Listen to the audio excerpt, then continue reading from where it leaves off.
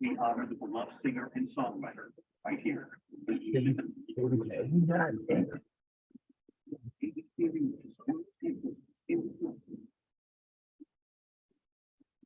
don't know if you heard me, but we have quorums. You can get started.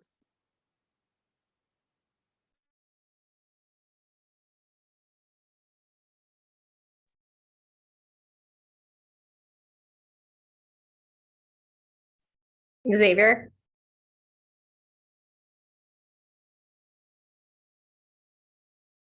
Okay. I don't have the script in front of me, Angel, but maybe we can just start by taking the roll call. Wonderful. Good evening, everyone. I just got notice that we have quorum. If we could please start the recording. Yeah, it started. You missed me. But you're good. You're good. Okay. Welcome to our January 19th, 2023 Executive Committee meeting of Manhattan Community Board 11. My name is Xavier Santiago. I'm the chair of CB11. I will be officiating this meeting tonight. It is approximately 6:33 p.m. and I'm calling this meeting to order. Tonight we are joined by our district manager, Angel Mescaine. First, I want to wish everyone a very happy New Year and a happy Lunar New Year, which is coming up. A few ground rules I'm going to cover to make for an efficient meeting. One, no one may speak until granted the floor. CB11 members, if you have a question about board business or wish to make a motion, please raise your hand via Zoom. You may find the participants icon in the participants panel and it should appear, and you should find the raise hand function there. If you still have technical difficulty, you may click the chat icon and relay your difficulty. Members, please do not engage in a back and forth discussion. The chair will recognize the next person to speak. 3, the chat function should not be used for CB11 business or questions about agenda topics. All such remarks should be made on the record by raising your hand through Zoom. Chat should only be used to alert us to any technical difficulties or having to state in writing information like an email address or phone number that was already stated aloud on the record during the meeting. 4, when a member is given the floor to speak, I will identify you and you can unmute yourself so that you may speak. 5, please keep your questions and comments succinct and germane to the discussion. It makes for an efficient meeting. 6, any members of the public, if we do have the opportunity and time to entertain questions, I may do so, but please stand by as it's important for us to conduct business on behalf of the community. With that, I will now ask our district manager to call the roll, please. Sure thing. Committee members, when I call your name, please answer present. Jose Altamirano. Stephanie Arroyo. Present. Adem Brija. Present. Jessica Elliott. Present. David Giordano. John Green. Here. Marissa Mack. Nelsa Arama. Present. Xavier Santiago. Present. Isaac Scott. Jason Villanueva. Michelle Wilcher Clement. Present. But Angel, may I ask, Jose Altamirano is having Wi-Fi problems, so he will be either texting or texting me to text you or trying to contact you in some fashion. Okay, thanks, Michelle. You have quorum, Xavier. Thank you very much. I'm here too. Sorry, Angel. I think I kept not We got muting you, the Dave. right button. Thanks, pal. We got you. We got you, David. Welcome. Thank you. We have quorum. If the agenda was distributed in advance, including the additional item, if there are no objections, we will adopt the agenda. Please, again, board members, if you wish to object, please raise your hand via Zoom. Okay, seeing no hands raised, the agenda is officially adopted.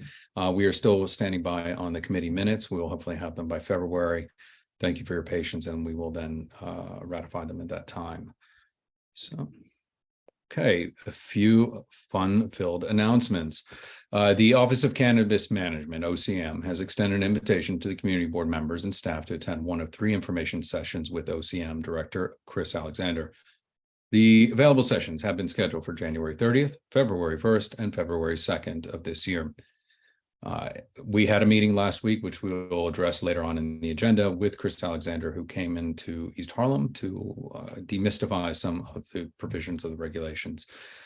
So again, any board members, please, if you wish to learn a little bit more, register for one of the 3 sessions. Second announcement is a public hearing on the mayor's preliminary budget for fiscal year 2024 will be held during CB11's full board meeting this month to meet the 30-day requirement. We will be able to collect commentary from the public and use that, incorporate it into our committee discussions and how we respond. We are a bit on the clock, but luckily we've been given a little bit of leeway when it comes to delivering on the day, which I think is the 18th, and which happens to fall on a weekend. So we'll get it to them on the Wednesday after, because we also have a public holiday and we'll be closed on the Monday. Next bit of an announcement is the next executive committee has been rescheduled for February 23rd, 2023. So we'll be after full board next month. That is one adjustment. Are there any other announcements from our committee members? Please raise your hand. Okay. Seeing none, are there any informational updates? Again, if there are, please raise your hands. I just have one informational update. I want to say thank you to so many of our community board members who came out today for the announcement of the downtown revitalization investment or initiative. We were awarded it in East Harlem. If you remember last year, we hurried through executive committee to approve our support of Uptown Grand Central's application. And as many of you know, I went back and forth with Carrie and Diane and others in trying to fine tune it. And we as a committee brought that forth to the board in support. And I attended today with our Secretary of State, the state of New York, Robert Rodriguez, who you know is from El Barrio, Governor Hochul, a lot of our other electeds. I want to say thank you to our committee members who did come out. I know Charlie Diaz was there, Nilsa was there, Diane Collier, Stephanie Arroyo, Russell Schuler came out. If I'm missing anyone, please let me know. It was just such a lovely event, and I'm really glad because it's hopefully going to be a spark and that will light a flame of economic revitalization in this community. So that's my one bit of informational update, and thank you. Okay. Discussions and presentations. We have an updated presentation regarding the agreement for a larger transit easement on the Extel development owned site on Lexington Avenue between 125th and 126th Streets. We have present tonight MTA and Extel Development, and I will now pass the baton to you all to present and give us an update. Xavier, I'm sorry, there was a typo, 124th and 124th. Yeah, I was a little confused for a moment. So 124th and 125th on Lexington Avenue. Thank you very much. So I will now pass it over to multiple Joe O'Donnell's attending, which I know that's not who we have before us. So please, if you have an ability to share a screen to go through the presentation, please. Okay, I'm going to share my screen. Can you see it? Yep. Yes. Okay, great. Good evening, Chair Santiago and members of the Executive Committee. I'm Meenakshi Srinivasan, Senior Land Use and Zoning Advisor at Kramer Levin, Naftalis and Frankel, representing Extel, who are the owners of the zoning lot at 180 East 125th Street. The zoning lot is located within the Special Transit Land Use District and is where the MTA requires a transit easement volume. I'm here with the MTA to present a transit easement volume that modifies a previously approved volume at the same location.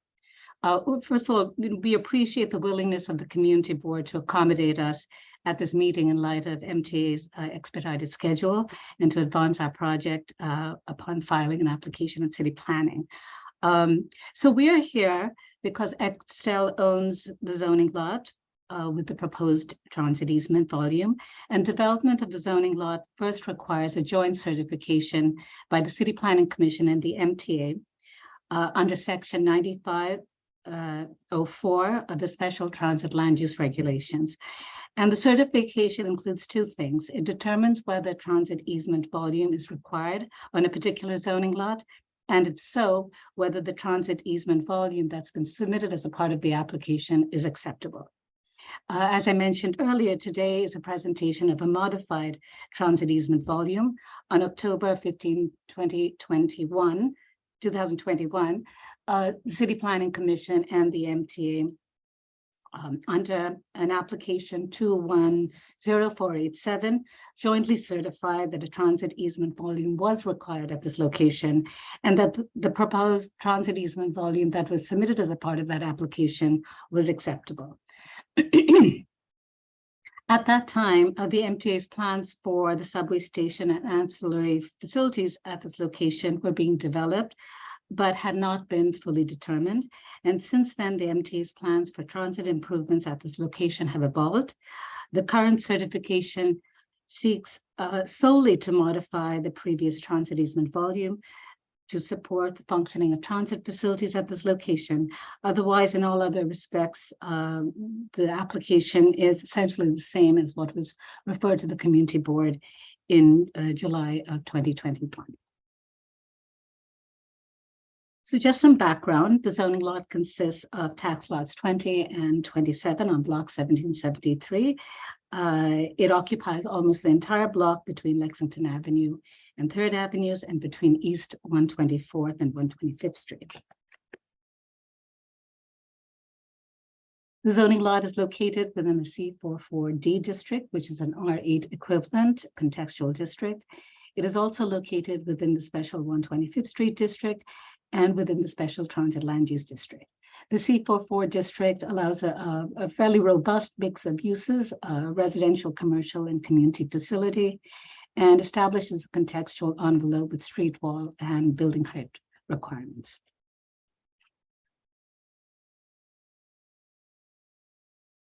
The surrounding area is similarly characterized by a mix of residential, commercial, and community facility use at varying densities. 125th Street is a primary east-west corridor in Upper Manhattan and in East Harlem. The land use in the immediate vicinity of the zoning lot include new development, residential development, as well as institutional development, and older residential tenements interspersed with commercial and community facility buildings. The block itself, on which the zoning lot is located, includes one additional parcel, which is the New York City Fire Department Station, located at the northwest corner of 125th Street, 124th Street, and 3rd Avenue.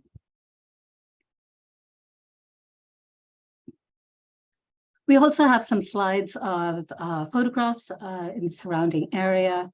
The site used to be occupied by Pathmark, and that was vacated in 2015. There were 2 buildings on the zoning lot, and they have been demolished, and the site is vacant right now. These are other photographs of the site. You can see they have a fence around the property. And I think, as you all know, the 4th, 5th, and the 4, 5, 6 line has a local and express stop on 125th Street and Lexington Avenue. And with that, I'm going to turn it over to Matthew Petrus from the MTA. Hi, everyone. Thanks for having us. So again, I'm Matthew Petrus. I'm at the MTA. I'm joined by a few of my colleagues that can speak to more about the project, but at a high level, this is a big project, 2nd Avenue Subway Phase 2. So this slide is really just to orient us around the particular project that we're talking about. So this is for one of the sites that's located adjacent to the proposed 125th Street station. So that's shown here in red. Next slide.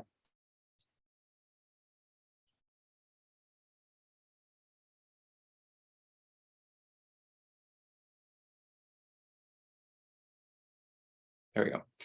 So this is a drawing showing the volume that was approved in October of 21. So we knew at that time that we knew what we didn't know. So we knew that the project was going to advance. We knew this volume was likely going to change. But what the zoning requires is that a developer, before they can get a building permit, they have to go through the City Planning Commission and the MTA joint certification to assess whether or not there's a volume that's needed for future transit improvements. Because Excel was ready to move forward with their development, that's why this was approved, even though we knew the needs and the design of this area were not fully fleshed out, but we needed to put something on paper so that they could move forward. And so now we're coming back that we're much further on in our design. We know what the needs are at the station. And so we're coming to you to, now that we have that information, to certify that new volume. Next slide. So here it is. It is much bigger than what was asked for before. And I'll have folks from our project team talk a little bit about the specific uses that are going on in there, if there are questions about that. But just generally, at 125th and Lexington Avenue, so in the foreground in the red, that's going to be entrance. So that's going to occupy what we can call the first floor. That's going to be a large entrance going into the station, very prominent use on that corner. And behind it, that's where we're going to have our ancillary facilities. And so this is for vent shafts to blow air in and out of the tunnels, and also for other back of house spaces. Really everything that we need to make this part of the tunnel function and the subway function is going to go into that building. And so now we know that this is kind of the box that we need. There's going to be kind of tinkering inside of there. There's going to be facade, obviously, improvements that are going to be made, and certain design elements that are going to be incorporated. And that's all much further down the line. But what we know now is that this is what we need.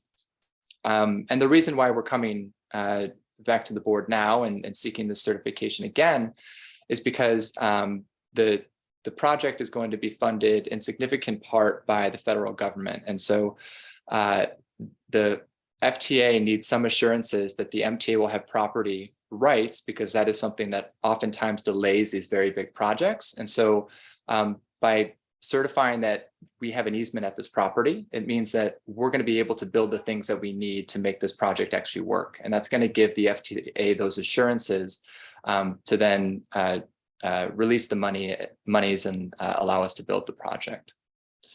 If we go to the next slide. This is just another view. So this is looking northeast. So you can see the ancillary facility here. And we did note that there has been significant comments made about the project in general, but also related to the impact of these facilities on the urban landscape. And so you can actually see here, there's a cutout at the bottom of Lexington and 124th Street, where that's not included in the volume. That's anticipated to be some type of active use, something like retail, yet to be determined, yet to be programmed. A lot of to be determines, we're going to keep saying here. But as you can see, that space is not included in what we're going to be needing to actually make the system function. So we have reserved that in a way for other types of more active uses. So it's not just a blank wall here. And so the next slide, that's the end of our presentation. I'll just talk a little bit about the process here. So these certifications are joint certifications between the City Planning Commission and the MTA. And referral, it's not a full ULURP item. So it doesn't actually get referred, and there's no required public comment. But the typical practice at city planning is that the application is referred for 45 days. To give the community board a heads up that this is something that's happening.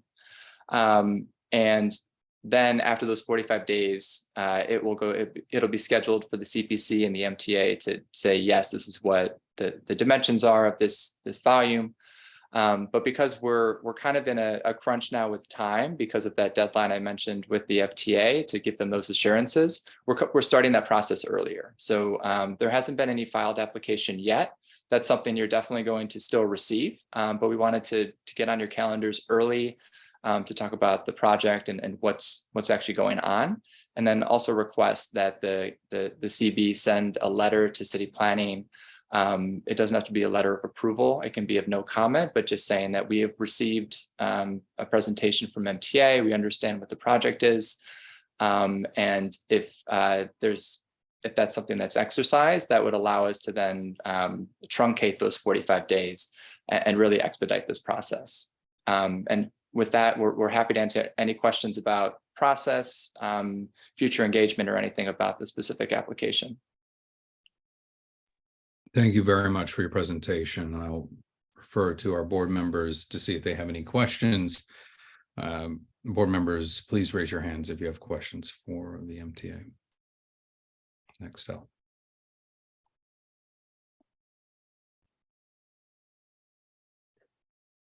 Okay.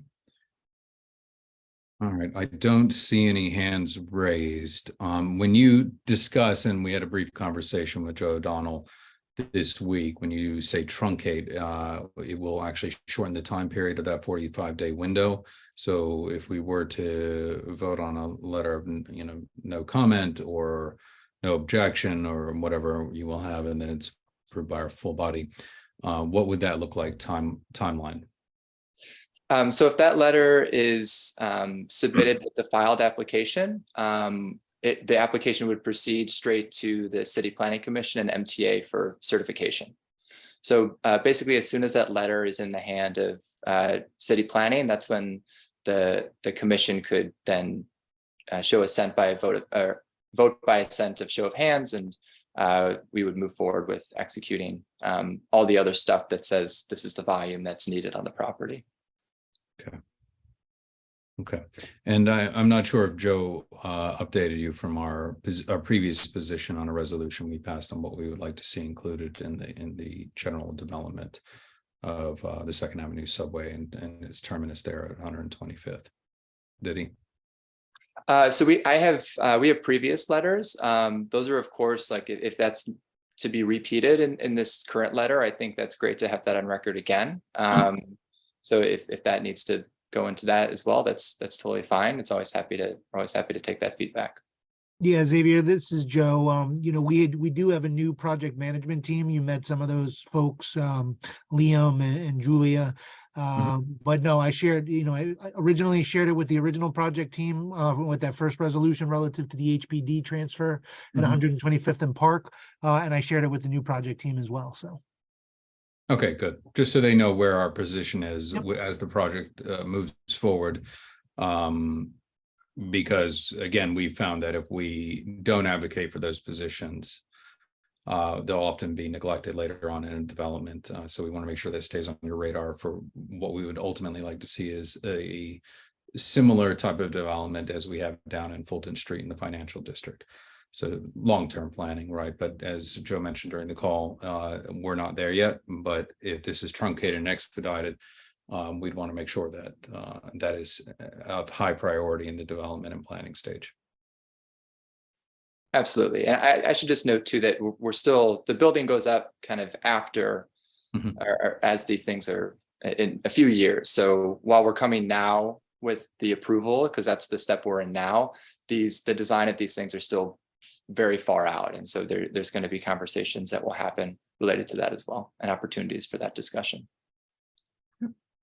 All right, thank you very much. All right, board members, one last request for questions. Okay. Don't see any here. No others. Okay. Thank you very much for your time. We'll now move into the business portion of it. Is there a, thank you very much. Thank you. Thanks. Really appreciate being in the space and hearing our desires as we engage and move further down the field with this. Like I said, I was at an event with the governor and Espiat was there, our representative, and he's like, Second Avenue subway, literally like that. So let's, I have one question from Angel Miskane. Matthew, you mentioned that it would expedite things if a letter from us was submitted along with the application. When do you all intend to submit the application? So we actually have been, or Extel, I can let Meenakshi speak to that, but we obviously work together on defining what the metes and bounds are of that. And so I think we owe their team some information before they're going to submit the draft, but we're hoping that we can turn that around and have DCP review pretty quickly. So we would anticipate filing at the earliest in probably 2 weeks, but that's something we definitely keep you in the know about. Thanks, Matthew. I have nothing to add. That's correct. Thank you. Okay. All right. Thank you. If there are no further questions, is there anyone who wishes to issue a motion of no objection in attaching our previous positions? Jessica Elliott, I see your hand, and then Michelle Clement. I think Michelle was first. I'll let you go ahead, Michelle. I couldn't see from No worries. my other screen. So Michelle? Well, whichever way, I would like to offer a letter of no comment, but to say that we have heard this presentation and we would offer our understanding of what's going to be going forward. Okay, so you wish to issue a letter of no comment and regarding this easement, correct? Correct. Okay. But that we have heard the presentation and we understand what's going to be moving forward. And you've heard the presentation, and we understand how it will be moving forward. Okay, thank you. Jessica? Second, and I just wanted to say thank you to the MTA for coming early and often in this process. Agreed. Okay, thank you. We have a motion on the floor. Please call the roll. Jose Altamirano. Stephanie Arroyo.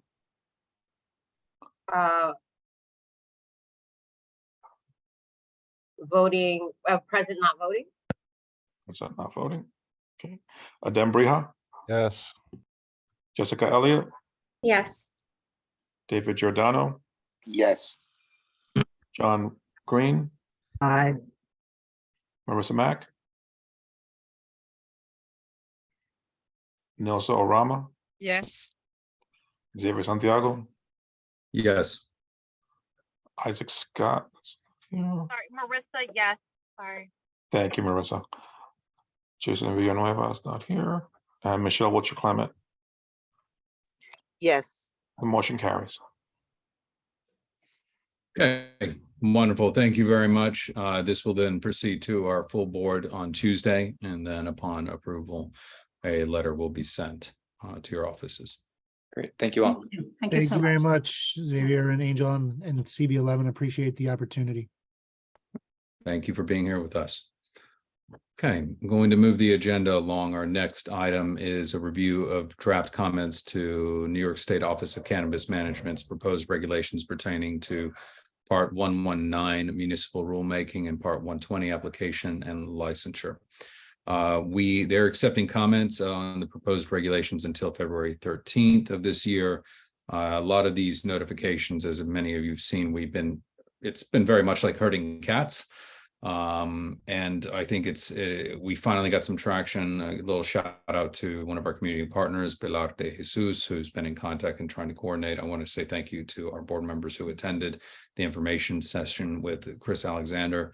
We had Stephanie Arroyo. Thank you for the great minutes, staff from that. We had Adem Briha, we had Giselle Malave, Isaac Scott, myself, Khalid Nixon.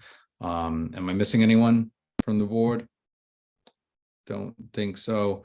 So we've got a draft resolution that was sent about a week ago to review, and I'm going to separate the two items that for us to discuss, and then I'd like to open it up to engage in discussion. I know Steph wanted to opine on certain issues, and so did Adem. So we will turn to that, but we've got two. One is a reso that was passed by CB5. It's been circulated by Angel. That addresses it from our perspective. If we could populate that on the screen, please. And then the second one we'll take up as a separate matter will be a reso that was drafted after it's been in process, but it's really been dealing with all the illicit and illegal smoke shops that have been sprouting up. And I think we have approximately 1,400 that was reported recently. And one of them actually sold edibles to middle schoolers here in our community. Again, that one we'll come to second, which is to stake out a position. It was discussed fairly heavily at Borough Board today, and we're all experiencing the same situation with that. But the first one we're going to have here is our comments to Chapter 11, Subtitle B of Title 9 of Official Compilation of Codes, Rules, and Regulations. So did everyone have a chance to read it? Yeah. Yes. Okay. So the first thing I'd like to open up to anyone who would like to speak on it, comments first, as we go through the clauses. Thank you, Angel, for enumerating them. This is fairly standard protocol. The first usually anywhere from 1 to 4 or citing the history of it in the protocol. So we can just scroll through that. We have, whereas in 2021, New York State legalized the production, sale, and use of recreational cannabis, which created the ability of the state to license retail cannabis dispensaries and establishments for on-site consumption. Whereas the regulation of these establishments will predominantly be handled by the state, and the state has created a state cannabis control board for that purpose. 3, whereas within certain guidelines, local governments can pass local laws and regulations governing the quote time, place, and manner end quote of such establishments. Please scroll down for me. 4, whereas Chapter 2, Subtitle B of Title 9 of the Official Compilation of Codes, Rules, and Regulations of the State of New York has been amended to provide, among other things, various rules regarding adult use cannabis and the licensing of adult use retail dispensaries, the cannabis regulations, quote unquote. 5, whereas regulations regarding establishments for on-site consumption are expected soon, and Community Board 11 expects to have comments on those regulations when the time comes. 6, whereas it appears that in certain respects, the cannabis regulations model certain regulations and practices of the state liquor authority, but while the SLA regulations are based on the premise that liquor licenses are a privilege and that issuance of most licenses must be in the public interest, quote unquote, thereby mandating public and community board input, the cannabis regulations are drafted in a way that seems to entitle cannabis licenses with no necessity for evaluation of public interest or balancing the rights of cannabis licensees within the rights of the residents with whom they must closely coexist. 7, whereas CB11 desires to comment on the cannabis regulations as set forth herein. 8, whereas sections 119.1 and 119.4 of the cannabis regulations allows local governments to restrict cannabis establishments to not less than 1,000 feet from one another, 500 feet from a school, 500 feet from a community facility, and 200 feet from a house of worship. 9, whereas CB11 believes that there should be additional category allowing local governments to restrict cannabis establishments within 500 feet of a harm reduction facility. 10, whereas section 119.2 of the cannabis regulations allows local governments some ability to regulate quote time, place, and manner end quote of the operation of licensed adult use cannabis retail dispensaries and or on-site consumption sites. 11, whereas regarding hours of operation, sections 119.2 only allows local governments to restrict retail dispensary activities within the hours of 2 a.m. to 8 a.m. and on-site consumption activities within the hours of 4 a.m. to 8 a.m. 12, whereas section 119.2 does not allow local governments to restrict cannabis operations to less than 70 hours per week. 13, whereas the inability of local governments to regulate hours of operations outside the aforementioned hours is a tremendous concern to CB11, wherein order for the cannabis operations and nearby residents to coexist, different hours of operation may be appropriate. 14, whereas with respect to hours of operations for liquor license establishments, the SLA allows community boards to recommend hours of operations which are appropriate for a particular location depending on the proximity to residences and other relevant factors affecting quality of life. 15, whereas CB11 believes the hours of operations required by section 119.2 should be more flexible to allow modification of hours of operations to be appropriate for the specific location being licensed. 16, whereas with respect to other aspects of the method of operation for liquor license establishments, the SLA allows community boards to negotiate restrictions and enter into agreements with liquor license applicants to ensure that the method of operation for such establishments are appropriate for the specific location being licensed. 17, whereas CB11 believes the cannabis regulation should allow community boards to negotiate restrictions and enter agreements with cannabis applicants to tailor the method of operation to be appropriate for the specific location being licensed, which restrictions and agreements the State Office of Cannabis Management should respect. 18, whereas section 119.3 of the cannabis regulations provides for notification to municipalities containing only basic information regarding a cannabis license.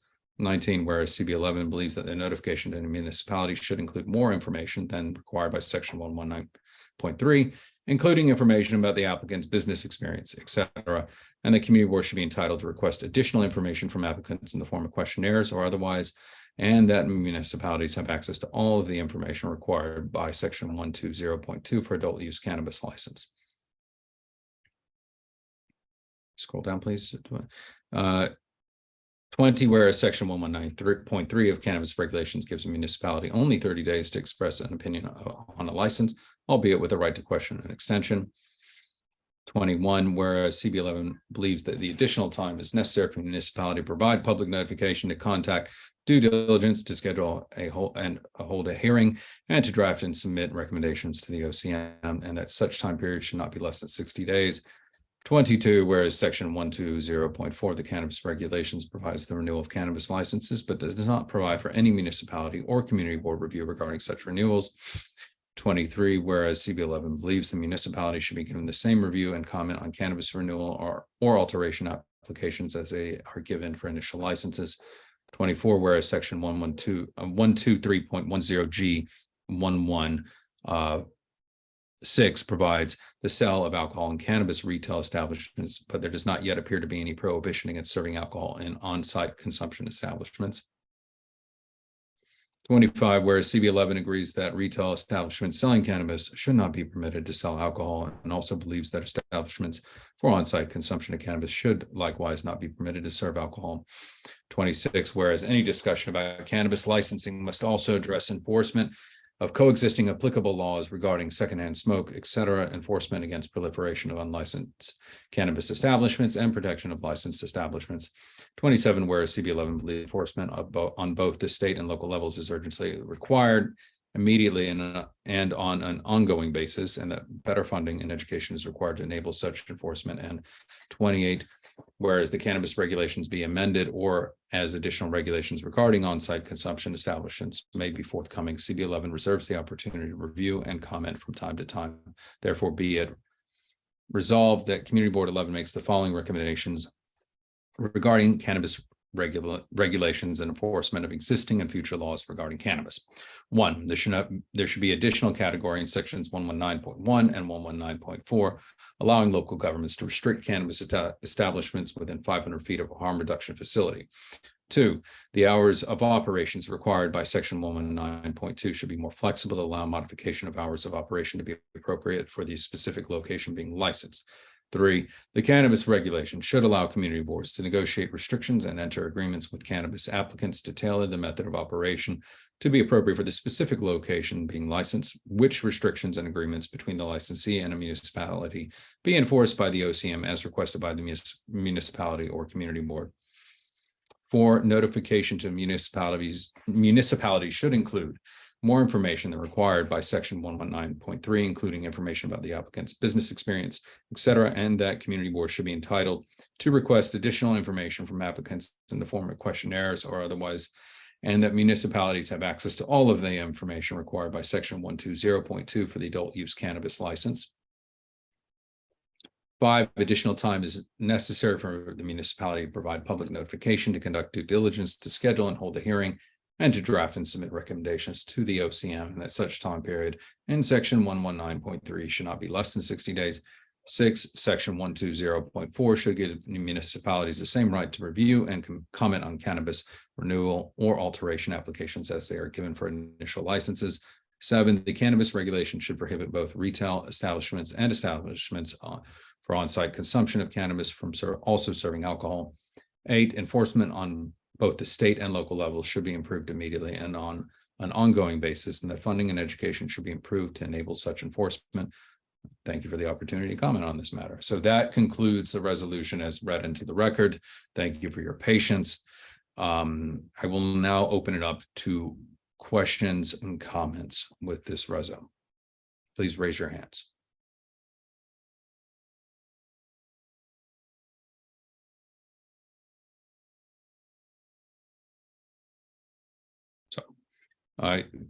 Yes, Stephanie. Hi, so reviewing this literally right now with you guys. Number 7 under the resolved from Community Board 11, cannabis regulations should prohibit both retail establishments and establishments for on-site consumption of cannabis from also serving alcohol. If I'm understanding this correctly, we're basically saying that, well, are we saying that retail establishments and consumption establishments will not serve alcohol, right? Yes, that's how it reads to me, and that is my understanding. Angel, do you wish to comment? To confirm. No, that's right. Okay, so from my understanding, on the retail establishment, there is no, it's not a consumption, like you can't consume in the retail establishments. So I kind of feel like this is I don't know if I would call it it defeats the purpose, because in the retail establishments you can't consume there, right? So you're not able to consume cannabis or alcohol. It's just like the place where you purchase. So I don't think that we would need that. So I would omit that part.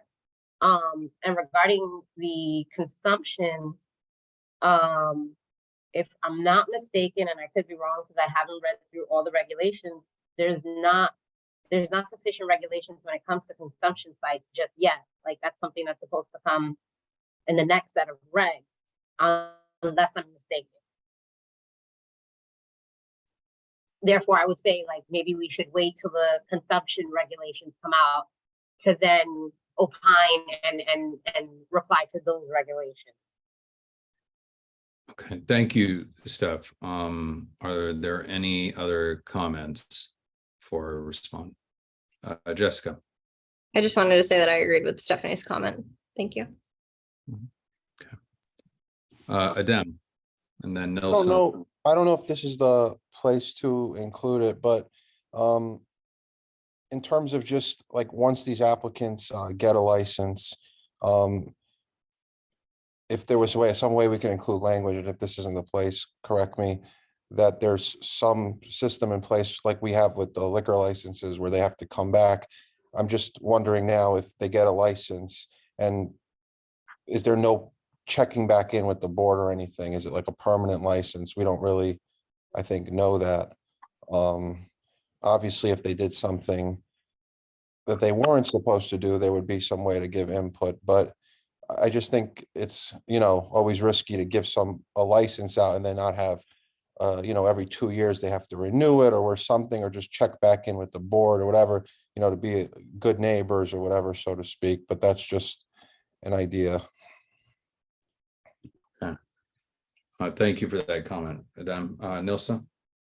I agree with them. I was going to bring up actually the same thing.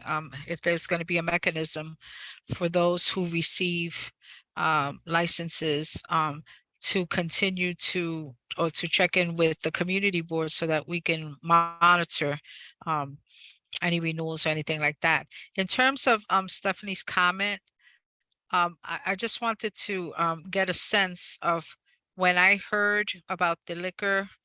I got the impression that although it hasn't happened yet, that we were trying to get ahead of putting our thoughts together down in terms of having liquor or potentially sold or served or consumed at the same premises as the dispensaries right now, so that we go on the record, so that when this becomes a thing or when it comes up, that we already have a baseline as to what we're thinking in terms of both consumables.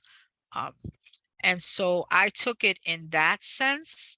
And so I thought that that would be, in just hearing it, that it makes sense to keep it there. This community faces a lot of challenges that it doesn't ordinarily know about until it's presented as a done deal. So for me, I don't have any problem with what was read as written. Thank you. And thank you very much, Nilsa. Michelle? I would agree with Nilsa in this respect to the sale of both alcohol and consumables at the same place to be consumed, not necessarily just sold, but sometimes people would go out of the establishment and use both at the same time right in front of the establishment. And I would like to prevent this from even happening at all. The other thing that I had wanted to bring up was, why was 200 feet for a place of worship why was that instead of just keeping it at 500? So I'm not clear on the methodology on why, I think, and I had to step out during the meeting with Chris Alexander last week. So please, Steph and Adam, you who were there, did they opine on why the certain amount of linear feet was determined with a house of worship versus a community space? I can say, no, there wasn't really given any reasoning behind that process that I can remember. It seemed mostly, like, for the most part, just mimicking SLA. Okay. With the churches and the schools. Okay, Steph, did you want to Yeah, yeah, same. We didn't get into that. We didn't get into the clarification as to why 500 feet from schools and 200 feet from worship places. But as I don't know the SLA regulations or mandates, but as Adam says, I'm assuming that's what they were doing. Sorry if one more thing, because it came up in our reso, and I actually think I brought it up to Chris, was why there wasn't a restriction towards treatment centers for like substance abuse. And yeah. he said that there wasn't going to be. And then I followed up with, and I guess we'll get into this later, about how, you know, we're going to be seeing these people, these licensees after they have a license as opposed to before, and saying that, you know, they're part of the challenge with giving licenses out without boards getting to at least, you know, meet these applicants and give comment, is that a lot of communities within Manhattan alone are very different. And while, you know, we have a high concentration of substance, you know, treatment centers, so, you know, maybe to us it is important that there is a distance restriction there, and, you know, not one that we have to do on a case-by-case basis, you know, because they did say we could have input if we think something's being open where we don't agree. But I think it's better to have a mechanism just in place, say, like, you know what, 500 feet from a substance abuse, so, like, we don't even have to talk about it moving forward. And maybe, you know, that's not an issue with some other boards, and maybe it is, but we know for a fact it is an issue with us. So that's my comment on that. Great, thank you. And I just wanted to follow up. A lot of places of worship have communities that come in that are trying to stay away from different substances. And so to just have it as just 200 feet, I think it would just be easier to maintain 500 feet for each establishment. So to create, all right, so just to reiterate within this, as we're, Angel, would you mind scrolling up, please? Do we stipulate that? Okay, so we're just referencing 500 feet. So we'd want it to mirror. Now, remind me again, and I'm going to come to you, Marissa. I see your hands up, and just please keep raising your hands. It's just easier for me to conduct the meeting. I appreciate you on that. I wish we were all in the same room for sure. Angel and Adam, remind me, is the 200 feet from a house of worship, is that in SLA, or is it all 500, both school and house of worship? It's for houses of worship is 200 feet. Yeah, schools is 500. Yeah, 500. So what I'm hearing, if I'm hearing correctly, is that Michelle's recommendation was that we should, for houses of worship, that we should also make the same request that it also be 500 feet from houses of worship as a school, which we can add that in here because that would fall into the same section. But let me go to Marissa. I just want to notate that, Marissa, let me just write a note here. Marissa, your question or comment?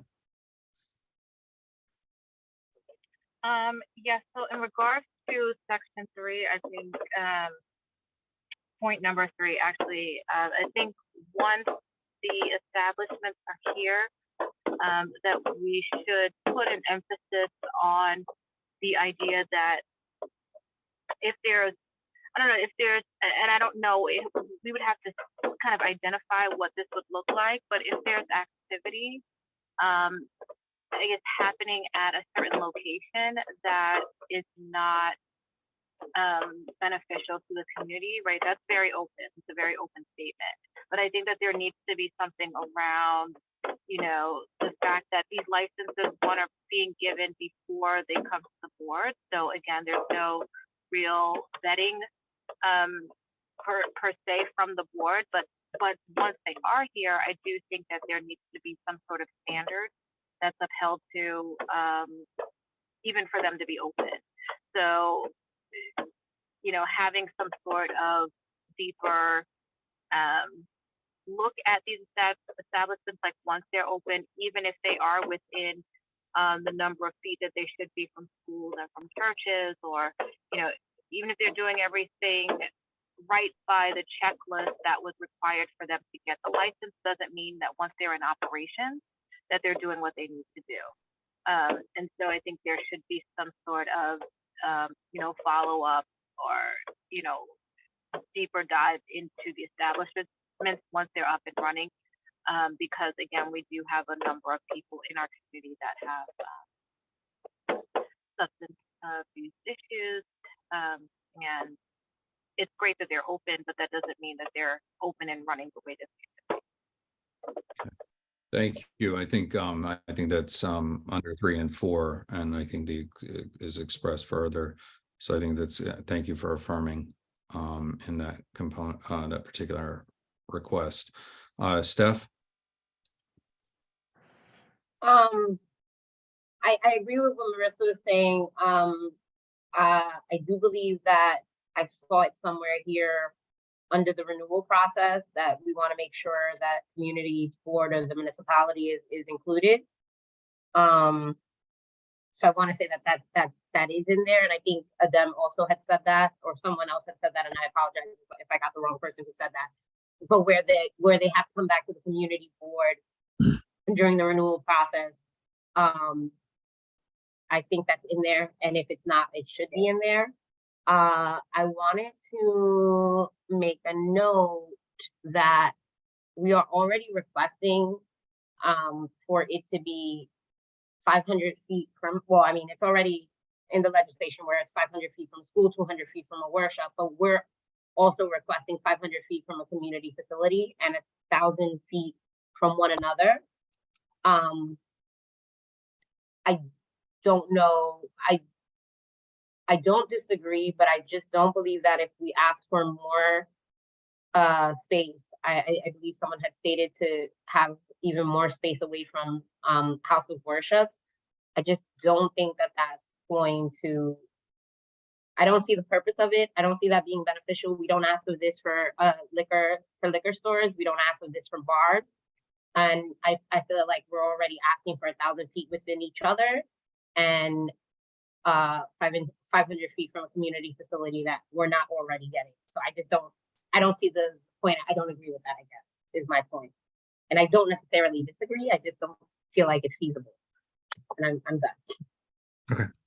Thank you for that comment. I'm gonna entertain a raised hand from one of our other board members, Cindy Garcia. You had a comment or question on the reso? Thank you so much for the opportunity to speak tonight.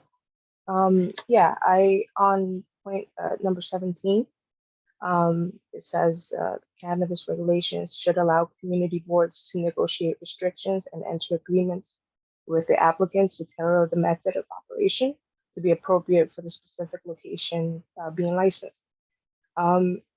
My comment and suggestion would be to include either a report of the testing of the products that are going to be sold in said establishments, as there's been already studies and reports of products that are not fit for consumption. You know, it would help to establish a line of trust and understanding that a lot of the licensees are coming from a place that want to serve the community, that want to uplift the community and provide medicine for the community.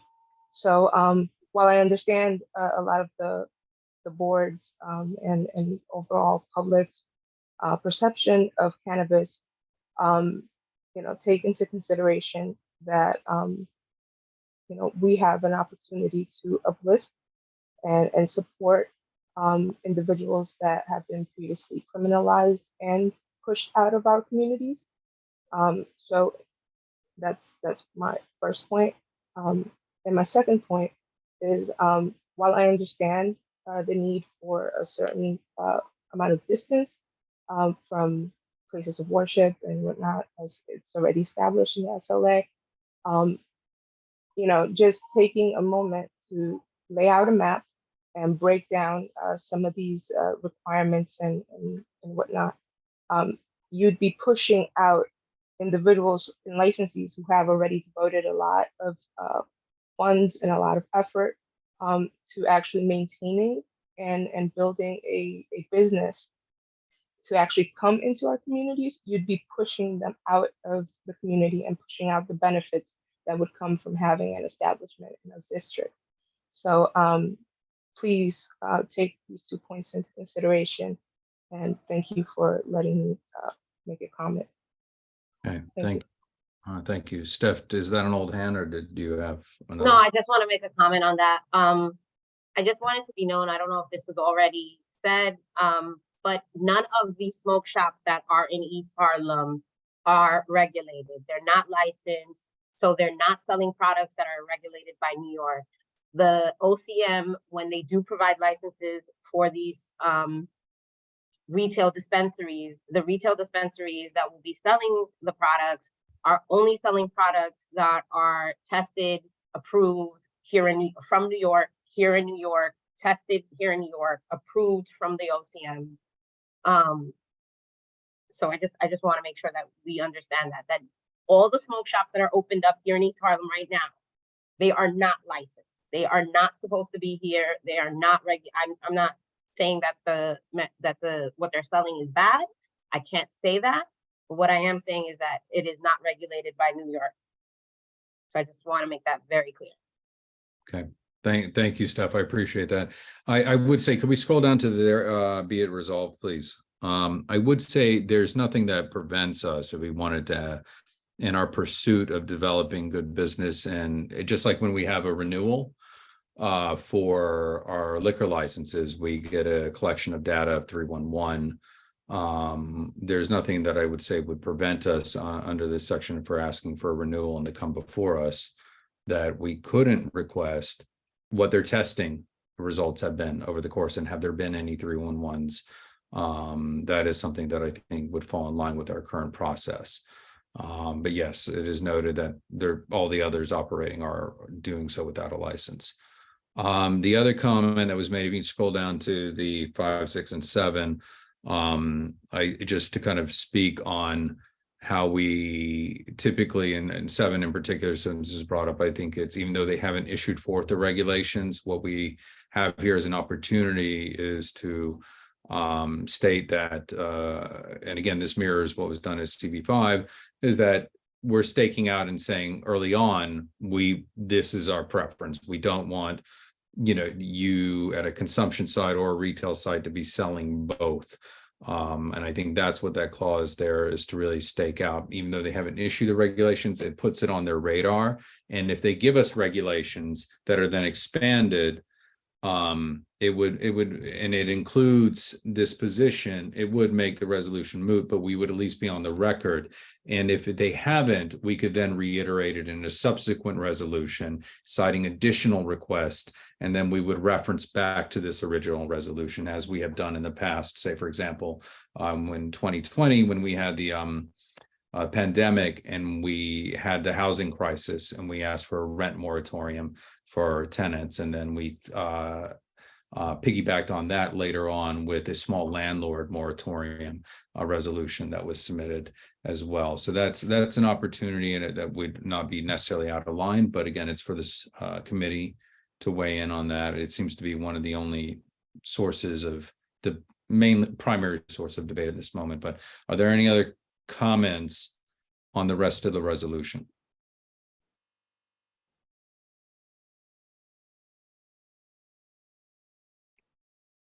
Okay. Now we've had the discussion on possibly removing or leaving or editing with 7. It seems like we're a little on the fence from judging by those that have spoken on the issue. Any further comment on that, or would you like me to bring that up as because we can have a motion on the floor, and then if you want to make an edit, you can do, or we could try to do it right now. Angel, yes. On number 7, would the committee, no, scratch would. What does the committee think about the serving of cannabis at on-site consumption, and of cannabis and alcohol, the consumption of both once the on-site consumption locations are coming online? I had a hand up for Michelle and then Nilsa. So Michelle. I would like to not have the on-site consumption of cannabis and alcohol being served on the same site due to it's not a good combination. It's just, there's so many reasons why I can't even state them, but I would like to keep number 7. If the retail part is something that people really do not want to have, that's fine. But when it's on site for both cannabis and serving alcohol, I would like to keep that part on. Thank you, Michelle. Nilsa. Thank you, Chair. I'm looking at this from a community perspective. Oftentimes things come up in front of this community board that the general public itself thinks one way and we end up voting another. As you know, we are a community made up of different individuals, different age groups and things like that. I agree with Michelle about keeping it as is, for the simple reason that alcohol has the ingestion of alcohol and the imbibing of too much alcohol, right, can cause some issues, just like the ingestion of cannabis. We've had residents come to us to complain about the noises from the restaurants that are on the street that are hanging around. We've had residents coming up and complaining about bars and how unruly it could be. Because of that, because of all the complaints that have come in front of the board, in my opinion only, I believe in caution. So if you have all these commercials that are now warning about the use of cannabis and be responsible, and then you have commercials that talk about don't drive while drunk, to not put in a provision that at least shows that we're thinking about how the two can interact together, may make some of the community feel that, again, we're not thinking far enough ahead, especially with all the other challenges that sometimes this community has. So I echo what Michelle says on a personal level, as well as a lifelong community member who has seen a myriad of changes in this community and don't know what further changes will bring. Thank you. Thank you very much, Nilsa. Jessica, you had your hand raised next. Thank you. And it's nice to hear everyone's thoughts. I do personally think that perhaps we're, exceeding what's necessary with the, requirements here. But I do understand with the layering of, what this community's experienced that as Nelson said, that sort of caution is warranted. I don't necessarily agree with every point in this this resolution, but I'm happy to move it forward with everyone's thoughts. One comment I would make just after Michelle's comment, I do agree that we should remove after prohibit both retail establishments and replace future so that it reads should prohibit future establishments for on-site consumption of cannabis from also serving alcohol. Thanks. Thank you very much. Are there any additional comments? Adem, did you have one? Marissa? See, we've got now Jason.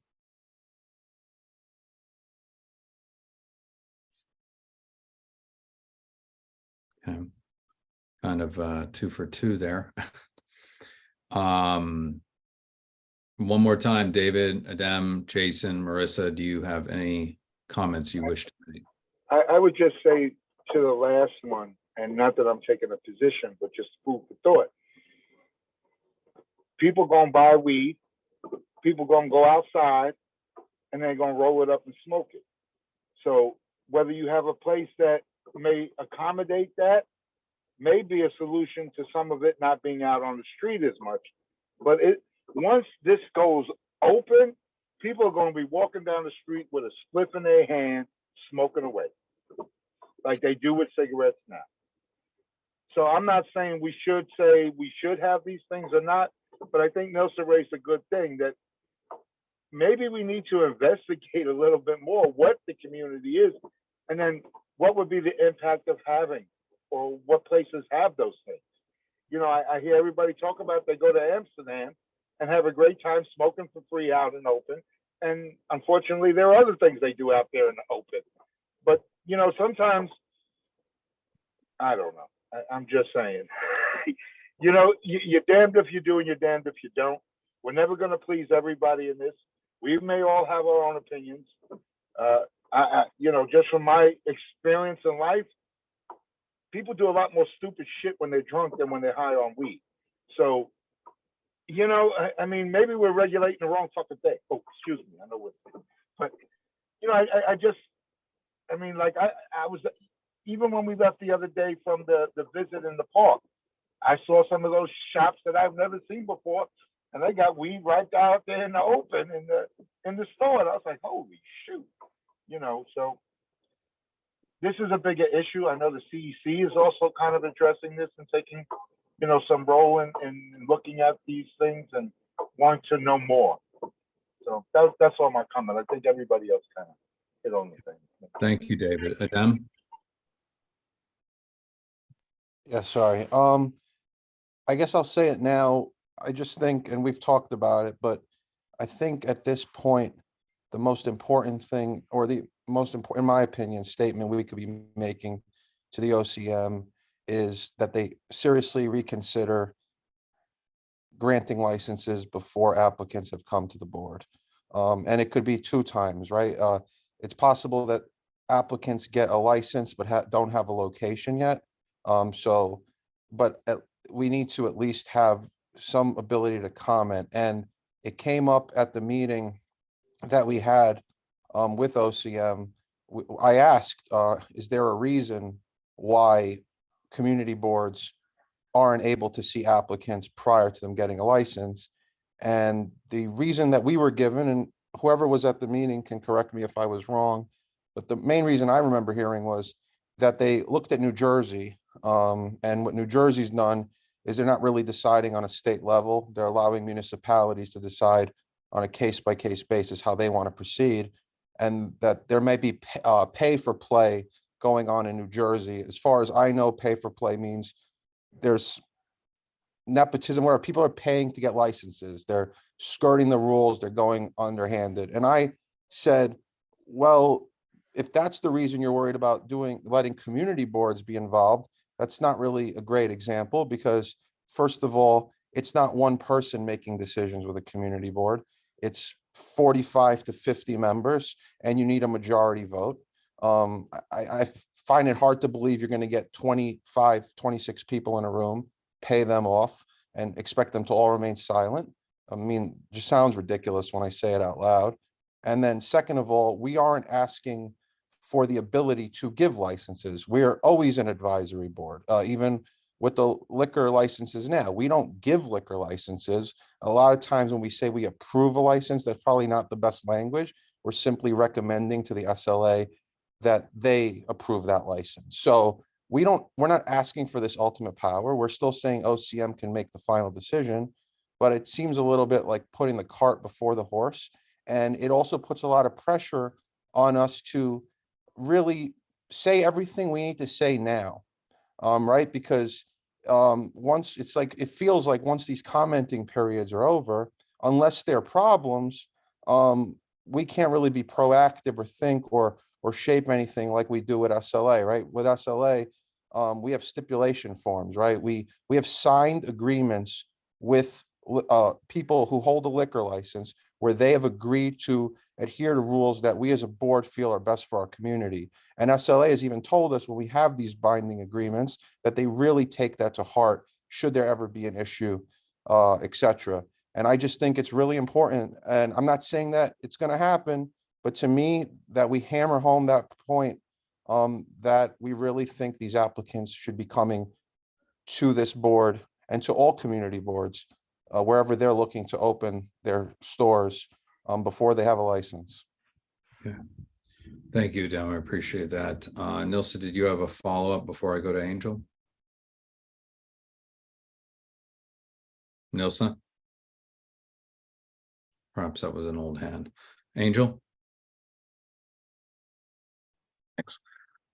I've heard a couple of times, once or twice this evening and a couple of other spaces, that the OCM is, kind of figuring this all out as they go.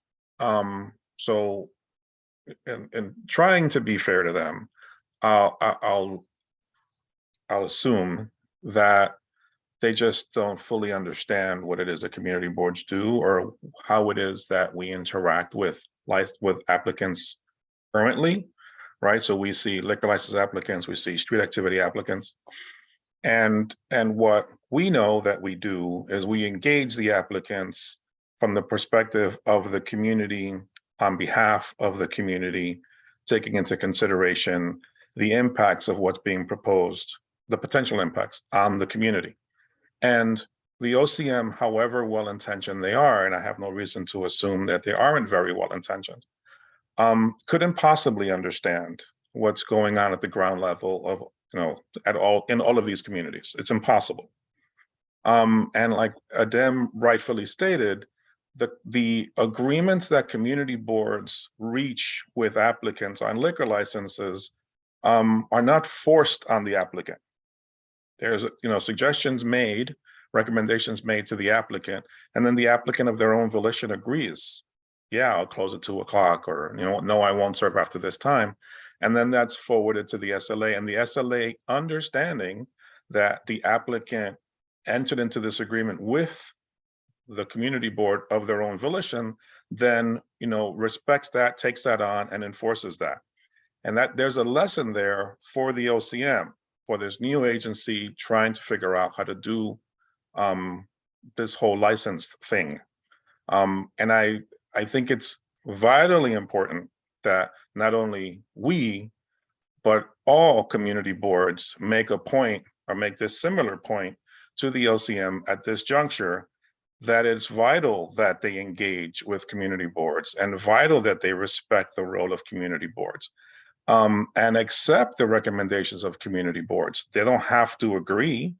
We don't expect that they're going to agree every single time, but they certainly should respect us enough to receive them and take them under serious consideration. If we're coming out with something bananas, then they're free to ignore that.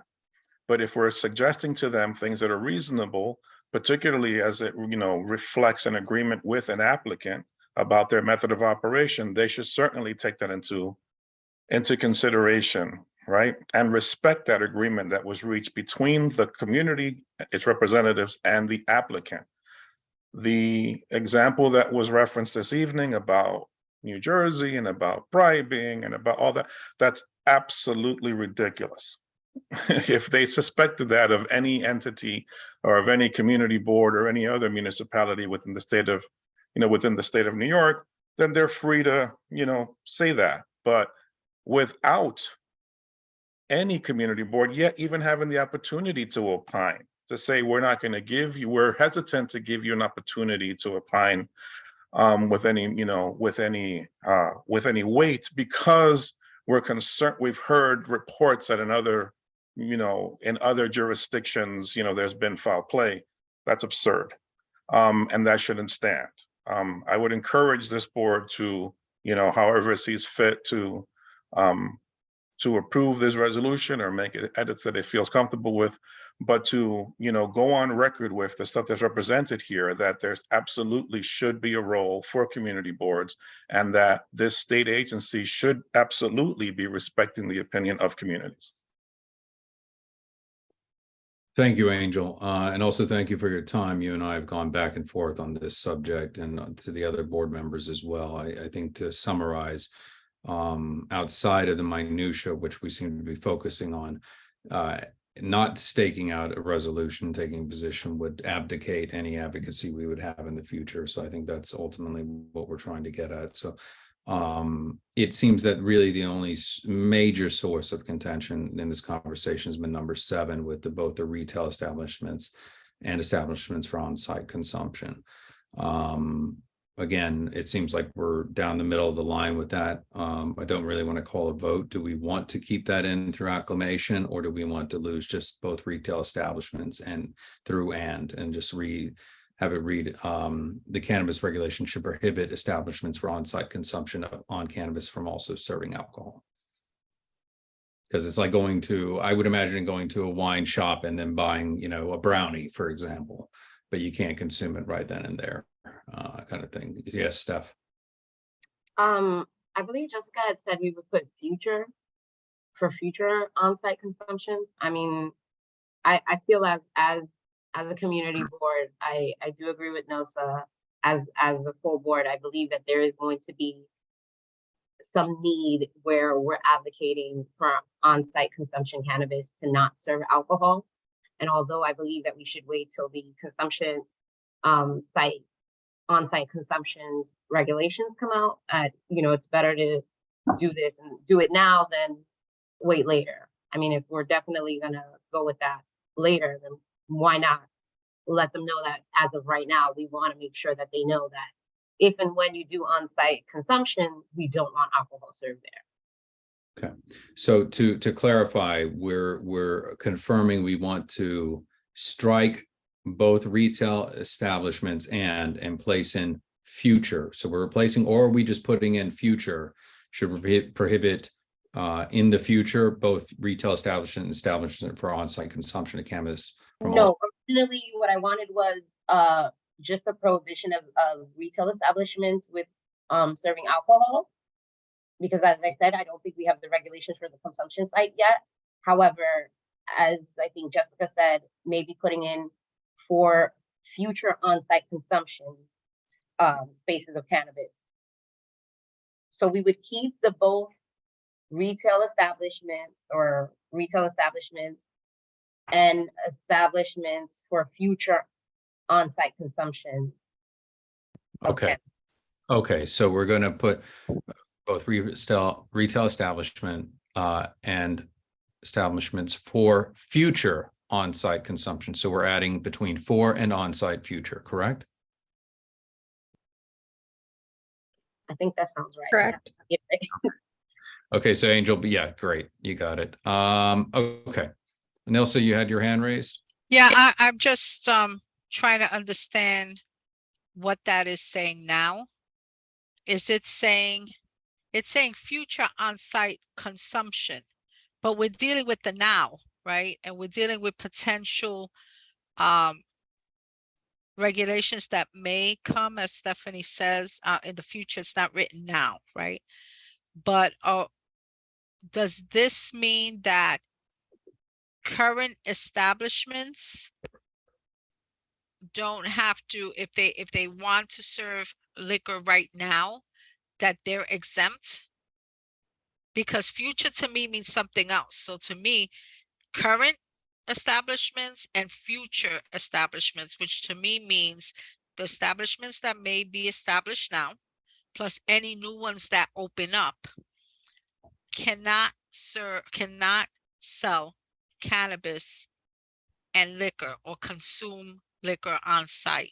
So I just want the clarity as to what that sentence actually means now with Okay. it stating prohibit both retail establishments establishes from future on-site consumption, because we're concerned about it now. So the reason I'm saying future is because there are no on-site consumption spaces as of right now.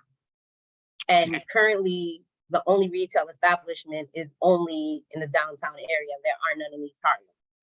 Okay. So maybe we could put future for both because there are no consumption retail. I just was confused as to what the future meant. That's why I mentioned this. Is it current or future? So as long as we all understand what Stephanie just said, then it will make sense to everyone. So if you look at what we've amended there, cannabis regulation should prohibit both retail establishment and future establishments for on-site consumption of cannabis from also serving alcohol. That kind of should clarify those two direct clauses. Angel, you have your hand raised.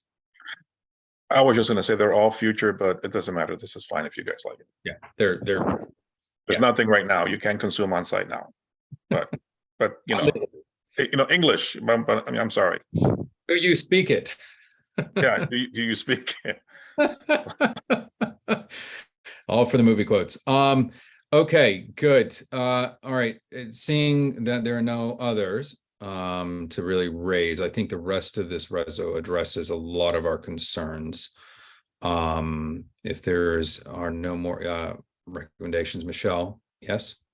I just wanted to make sure, did we add the portion that Angel had brought up where CB11 would be, and also Adeem brought up, would CB11 be able to speak to these individuals 2 years from now, so that the ones that do get licenses, so that we can be a part of the advisory, whether they can renew their license or not? Did we add that? Number 6, section 120.4 should give municipalities the same right to review and comment on cannabis renewal or alteration applications as they are given for initial licenses. Does that address everything that Adeem had said? I'm the print is so tiny on my screen. I'm sorry, I'm looking out on my phone. Angel, I think that does address his concern. I believe so, because what we have with the liquor licenses is for like the licenses are for 2 years. Most of them. So they have to return they have to re-notify the municipality when they're renewing for liquor licenses. And my reading of the draft regulations is that the same is expected in terms of the license, the term of the license also reflects the liquor license where it's 2 years, and then they have to renew. The question that this is addressing is that we want them to also notify us at renewal as well, not just be subject to renewal at the state. Right. Right. Thank you. Thank you. Jason, you had your hand raised. Motion to support the committee's recommendation. For the resolution. Okay, Stephanie? I just have one more point. I don't know if we put that in there, but there should be something there where we don't just have to wait for 2 years. Because during our conversation with the executive director of OCM, he did say that, if there's an issue with any consumption site, retail dispensaries, and we would let them know, such as an issue where we find out that they're selling to a minor, they will be completely shut down and the license will be taken away from them. But I don't see that in the regulations where it's not written anywhere where it gives us the authority to reach out or to, make these checks and balances and making sure that they let us know, or we can let them know, like, this is happening during their 2-year lease that they have, or the 2-year licenses that they have. And I'm not sure if we have that somewhere in our draft of regulation comments. Let's see. Angel, do we have that in specifically? Trying to. I gotta read back through, but in terms of like having you're saying that community boards would have the ability to report to the LCM? Not just the ability to report, but as we were all stating, we want to make sure that the community boards reports, advice, and everything is taken into consideration. So somewhere where it's written where, you know, during the 2-year lease, 2-year licensees, that we can, that our considerations or while we're monitoring, or any considerations that we make during that 2-year process, the OCM will take into consideration. It seems like number 3 would be the most applicable to this, no? Agreements between I see it in both 3 and 6. I definitely understand Stephanie's concern, but it's a gray area. But within the resolution and us correlating our advocacy, because we are an advocacy group, right? Enforcement would be something that we would coordinate with, which I'm not too versed in all this weed stuff, but you know, just understanding the structure of what we're already doing with SLA and NYPD as it's concerned with alcohol, I would presume that through a DEM's recommendations and what other executive members brought up should settle that concern. But I'm not opposed to adding, you know, some language that wants to get emphasis of us mirroring SLA, but I see it there. I mean, Steph, do you have something specific? No, I mean, if you guys see it there, again, I just didn't see it. If you guys see it there, I just want to make it a point that OCM knows that we want to be involved in the process, right? This is a new enterprise. We don't know what it's going to turn into. We don't know what it's going to look like. I, for one, love it. I think it's a great idea, right? But I am not the whole community. So I just want to make sure that if and when these dispensaries do get open, when we see things that are happening and we have an issue to it, not only do we report, but that the report that comes from the community board is taken into a stronger consideration than just a 311 report. Yep. So we have in number 6, if you look right there, and thank you, Angel, for highlighting it, including during the term of an issued license. I just typed that. So tell me if that is sufficient, Stephanie, or do we need something else? That's perfect for me. Okay, great.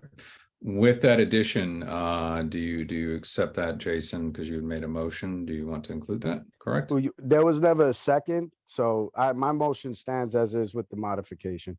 Okay, great. Is there a second? Steph? I'll second it. All right, please call the roll. Jose Altamirano. Stephanie Arroyo. Yes. Adem Brija. Yes. Jessica Elliott. Yes. David Giordano. Yes. John Green. Aye. Marissa Mack. Yes. Nelson Rama. Yes. Xavier Santiago. Yes. Isaac Scott. That's not here. Jason Villanueva. Yes. Michelle Walter Clement. Yes. The motion passes. 119, 120. Thank you very much, everyone. I appreciate your patience and working through this on the floor. Thank you, Angel, for getting this draft and put together for us. Our last item under this agenda prior to getting to our new business and also to our goals and accomplishments. I'd like to pull up the next reso, which is we decided to separate these two due to the fact that we have so many illegal smoke shops. I think it's a little over 1,400. They're the ones that are causing more of the problems in the neighborhood, as you've heard in the news. During Borough Board, the majority of chairs brought this issue up, and that even the ones that were rated They had to go through a whole process where it was reported. They sent in undercover agents to come in and buy. That gave the just cause to then therefore seize all of the illicit materials. They shuttered them for several days. They go through what's called the oath process, where they have hearings, they have fines, and it can prolong the whole process and the business just literally opened up a few days later, fully restocked, and they have to rinse and repeat the same process over again. They just can't come back in and check all the material and see if it is legit, or if it's just for, say like a bong or rolling papers. They have to go through the whole similar process again. As a result, this kind of drafted this resolution to bring before us and to discuss. So I'm going to read it into the record very quickly about addressing the illegal smoke shops. And again, try to get this done as quickly as possible because we are in the comment period. And yeah, so stand by. Okay, number one, whereas Manhattan Community Board 11 here in CB11, whose primary mission is to advise elected officials and government agencies on matters affecting the welfare of the district encompassing East Harlem, Randall's Island, and Ward's Island, strike that, Angel, considers that one little bit. Hold on. Boom. Whereas CB11 is specifically charged with advising on new licenses being issued by the state liquor authority that require and or additional applications in the district, which must abide by certain protocols, including but not limited to distance from schools and houses of worships, provide public notice, etc. 3, whereas New York State created the Office of Cannabis Management was to streamline the process of licensing cannabis licenses in the state.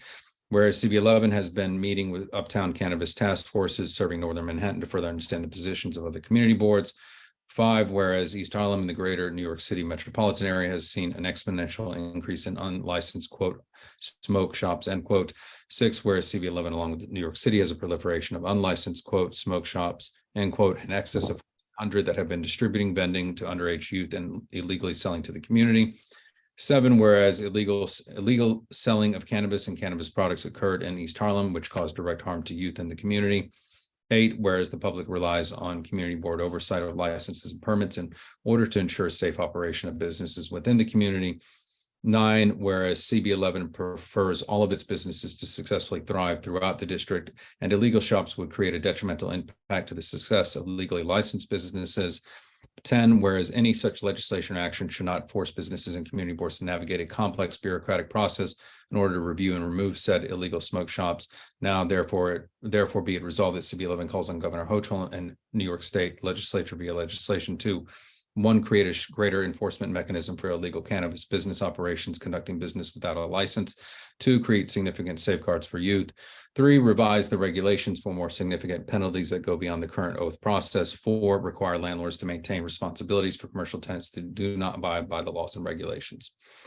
That was a quick draft. What we have copied and pasted herein is CB8's, which was very, very short form.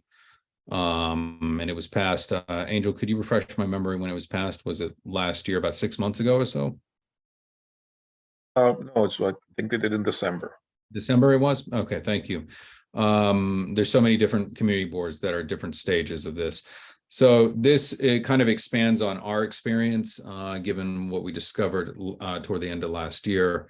So opening the floor to comments as we did in the previous resolution and questions. So please raise your hands and we'll dive in.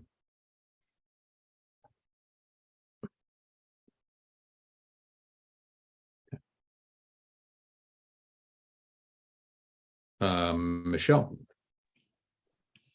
You had mentioned that there was 1,400 illegal shops. Do we know how many illegal shops are in East Harlem? Not at the moment. I do not know. I think that it would be a good number to add to our letter, as well as I do like community board's aide's language of being is very concerned with the safety of its neighborhood and residents. Okay. And then to go on from there. Doesn't have to really be that long. Okay. All right, so we could put that. Next, Jason and then Stephanie.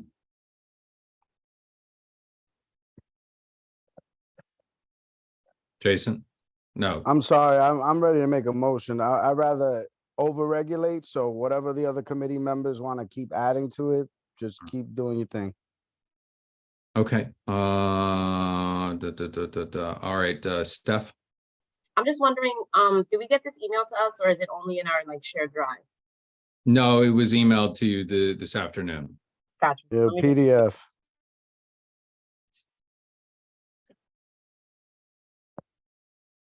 Because I not to like contradict Michelle, I think the language that, you know, about the very concern, I saw that in the resolution that you provided. But I mean, if we want to word it specific, I think it would help that the members input it. And then after that, I'm ready when you are, Chair. Okay, I just kind of copied and pasted it in between 7 and 9. It's now the new 8.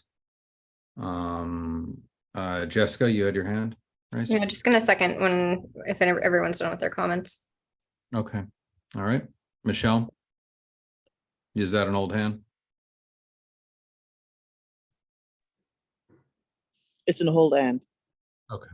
I added in that comment is concerned with the safety. So I placed that in a little further up between the whereas clauses 7 and 9 now. Steph, yes? Oh, sorry. All right. So can we make sure that in this resolution, we put something as in when enforcement goes in, they need to be testing what they confiscate. I don't know if this is appropriate for this, but I believe the bigger problem is that they're confiscating without testing. And if they do test the product and they find other substance in the cannabis that shouldn't be there, then they can actually, for lack of better words, press charges on these dispensaries that may be selling things that have illicit stuff other than cannabis within it. And I feel like it just gives the sheriff's office like a lot more to work with. How about that? I just put that in, create a greater enforcement mechanism for illegal cannabis business operations conducting business without a license, including but not limited to testing of all seized illicit materials and reporting back to the community board and all authorities, related authorities. Perfect. Because then if they do test it and there is something illicit to it, and we have that information is information we can be sharing with our community members, and we'll also, you know, help people stop going to these unlicensed spaces. So that helps our education campaign, which is next, and taking care of our youth, safeguarding our youth. Okay, good. Thank you. Any other additional comments?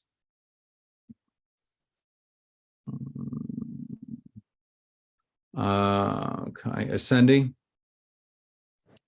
Thank you so much again for letting me make a comment.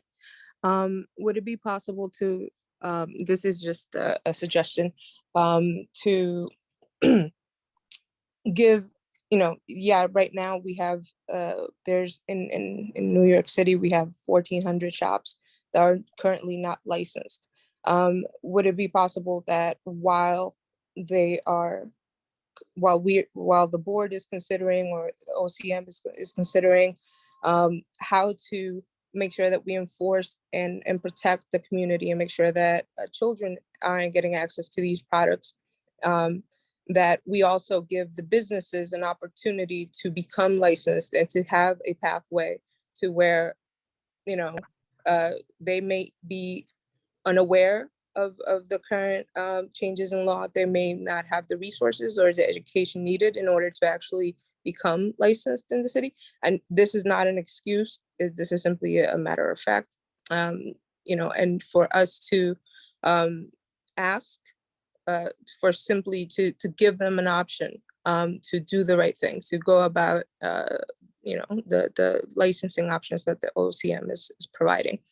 But considering that the OCM is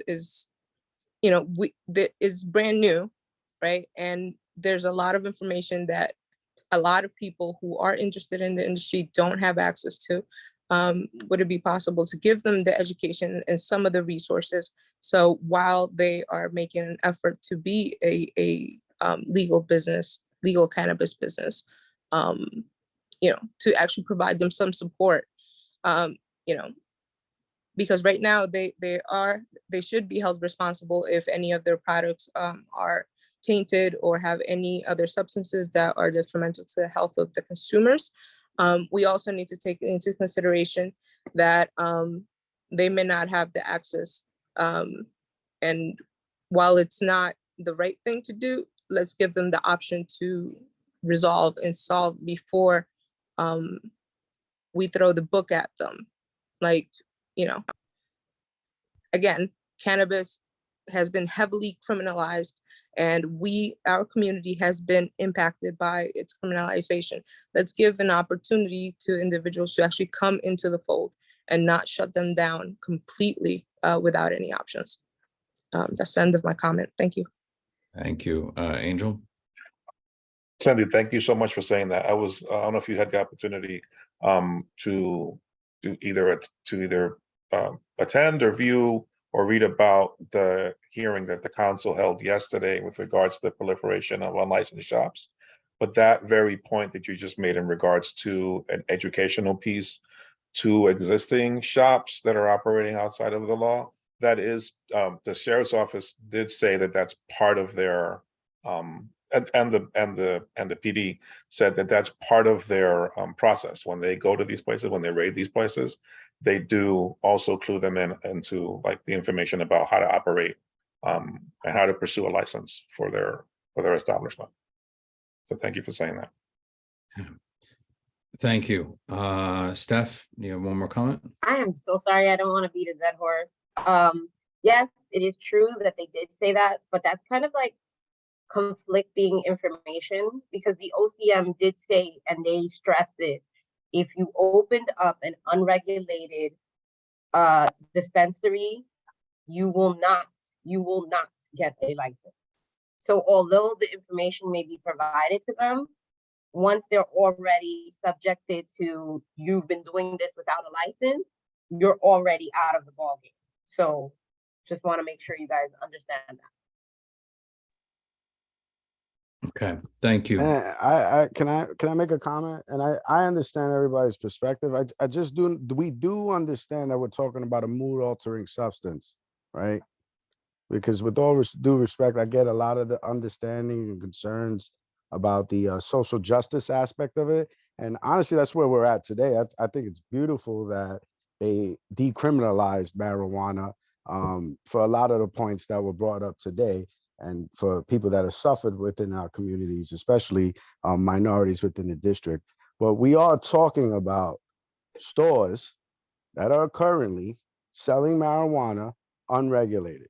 And, if there's if we have a specific way that we can describe to OCA, because all we're doing is providing a resolution of, of our concerns to our elected officials. So we want to advise them specifically on how to do this. So I guess I'm thinking out loud, do we put in the resolution terminology where the OCM continues to provide education to within our district specifically, to give us materials or the economic development, aspect of it to inform these people? But again, my concern is again for the youth that are walking into the stores and are buying. I see it all the time in our district, and at the same time they're able now to purchase this illegal substance. Even if these people are selling the marijuana, I now then concern myself where they're getting the marijuana, and I'm not too familiar with this entire cannabis process as it is. So my concern is particularly for the youth within our district, if that makes sense, with them being for lack of a better word, groomed into potential substance abuse. Okay. Thank you, Jason. Angel, you had a follow-up? Oh, sorry, that's an old hand, I'll lower. All right, I hear that. We have here and thank you for everyone's comments. Appreciate the participation and the thoughtfulness. I think that yeah, this is again a new resolution. We had Jason who, and I believe Jessica wanted to second. So Jason wanted to make a motion to approve this resolution.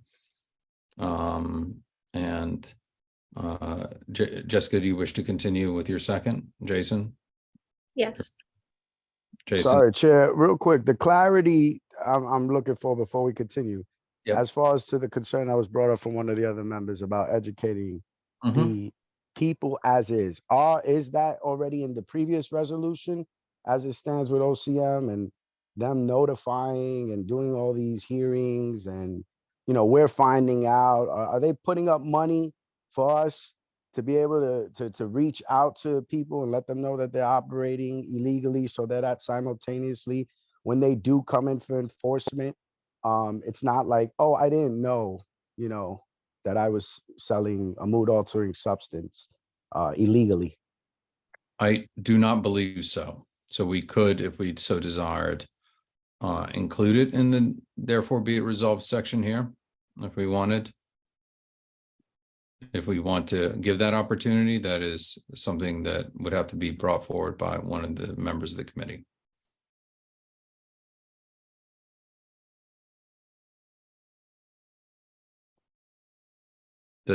Jason, are you making that recommendation?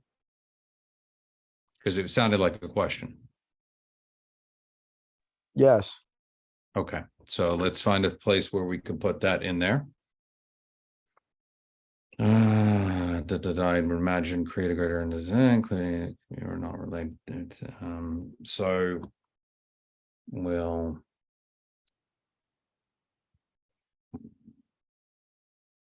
or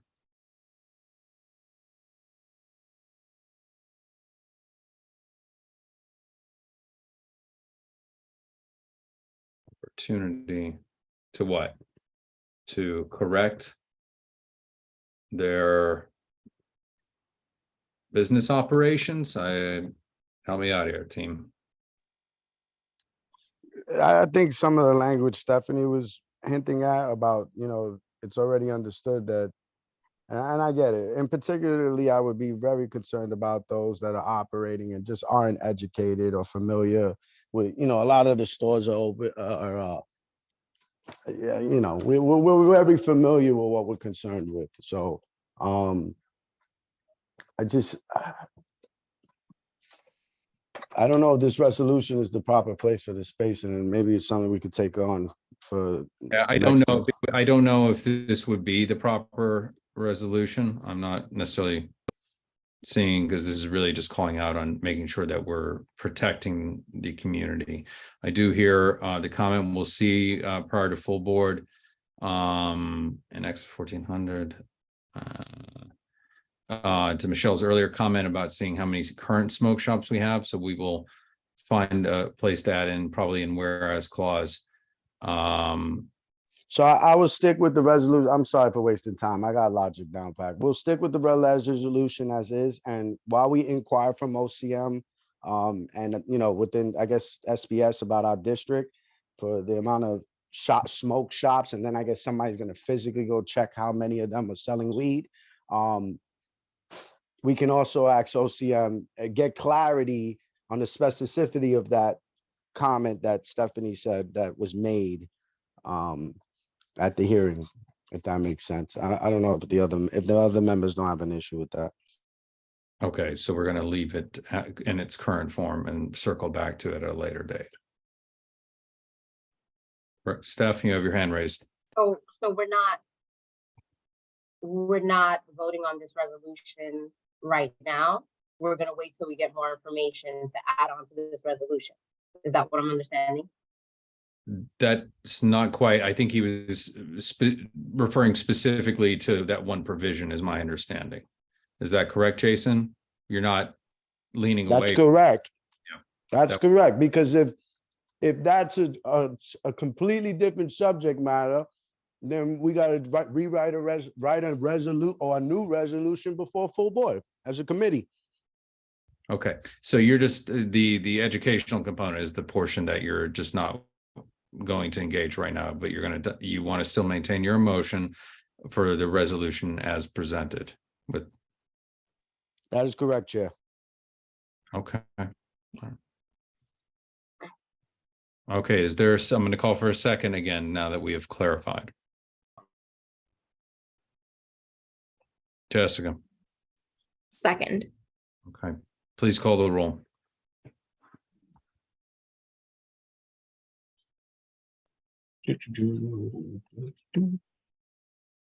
Stephanie Arroyo? Yes. Stephanie? Yes. Thank you. Adem? Yes. Jessica Elliott? Yes. David Giordano? Yes. Emphatically. John? Aye. Marissa Mack? Yes. Also emphatic. Melissa Rama? Yes. Not quite as emphatically. Xavier Santiago? Yes. I'm starving, dude. I think I'm getting crazy. Isaac Scott's not here. Jason Villanueva? Yes. I'm losing it. Michelle Wilcher? Yes. Motion carries. Okay, great. We're gonna kind of push through because it is getting kind of late. I just want to make a couple comments when it comes. I know that I've been attending most of the committee meetings. Thank you very much as you're going through and addressing your accomplishments from last year and assigning goals for this year. Just a couple quick comments. And again, if anyone wants to opine, please. Things that I think we're doing a really good job emerging from the bubble. It's been a lot of heavy lifting and work that we've been dealing with, and it's still challenging at the best of times when we're online. I've had the pleasure of meeting with several board members face to face and just chatting over a meal, and there's so much more we can accomplish when we're in person. So I do want to encourage that. A couple things I'd love for us to see a little bit more and keep reaching towards improving these goals are just general community engagement, reaching out, getting to know your surrounding blocks, and really improving on that. We're doing a good job, but to continue doing that. Also to setting quarterly goals, things we can achieve, and being able to check in. This includes the points of agreement, following up on that. Some of this stuff we're already doing, just carry on and keep up with it. One issue that has definitely come up again is attendance. If you have board members, I'd really like us to focus on making sure our attendance is on point. We've lost quorum, I believe, at Public Safety and Transportation this month because we had an attendance issue that was just brought to my attention by Jose.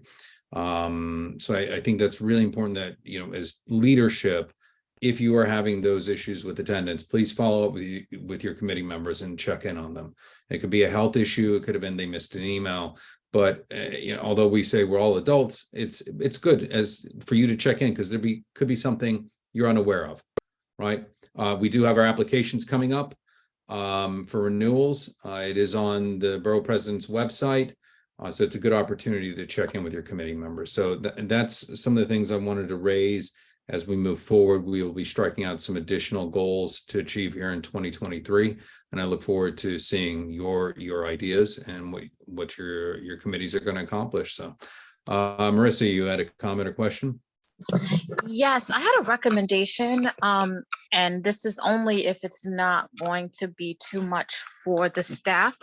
But is it possible for our meetings, instead of it just being sent as an email, can it be sent as a calendar invite?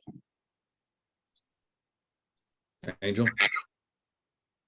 And I'm only asking because that way, it's already on your, like, already, it's like on your calendar, as opposed to, and this is for everyone. And all the information would be there, the login, everything, but it would just be simply, sending it to the same group of people that you're sending it to in an email would just be on their calendars immediately if they have a Google account that they're using. Okay. Angel, is that something that could be done? I'll look into it. 'Cause we already posted in a number of different places, so I don't want to quintuple the amount of ways that I notify board members, but we'll see how we can share the calendar entry with you guys. Okay. Thanks, Angel. And only if it's not gonna, I know you guys already have a lot on your plate, so thank you. Okay. Thank you. Again, in February, I'd like to touch base on this and see where everyone lands. Just in the interest of time. Again, just please check in if there's anything more I could do to be of help and service, let me know. And we'll be in touch as we move forward. So we'll move on so we can carry on with and conclude the meeting. We have 2 new business items, but first, is there any old business? Not seeing any raised hands. Moving on to new business.